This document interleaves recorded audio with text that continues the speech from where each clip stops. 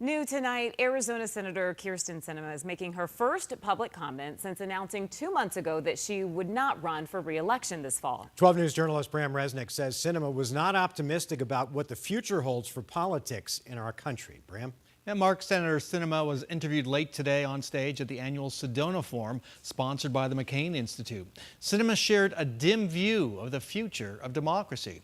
Now, when Sinema announced back in March that she would retire from the Senate after just one term, she said she believed in her deal-making approach to politics, but, quote, "it's not what America wants right now."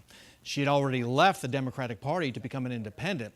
Now, during today's interview, Sinema said political rancor was getting worse, and she's worried about what might happen after the November election.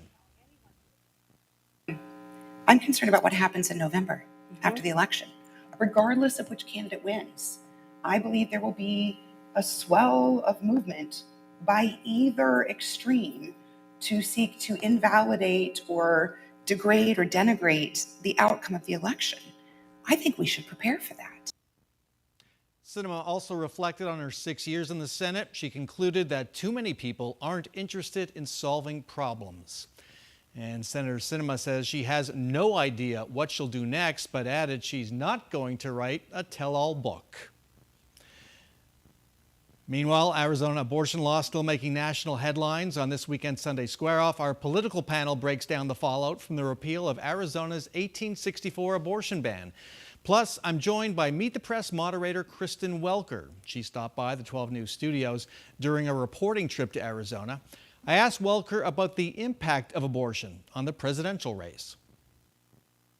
Abortion will undoubtedly be one of the big X factors in 2024. If you look at the polls here in Arizona and frankly, nationally, issues like immigration and the economy are the top issues for voters. But what we have seen in elections all across this country, whether it's the midterms or special elections where abortion is on the ballot, is that it is an energizing, motivating factor for Democrats. Republicans, and I've spoken to a number of Republican strategists across the country who say they have struggled with their messaging. And on this weekend's Meet the Press, Ambassador Cindy McCain of the World Food Program reveals there is a full-blown famine in northern Gaza.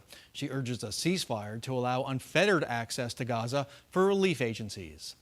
Meet the Press airs at 7 a.m. Sunday on 12 News, followed by Sunday Square Off at 8. Let's send it back to you.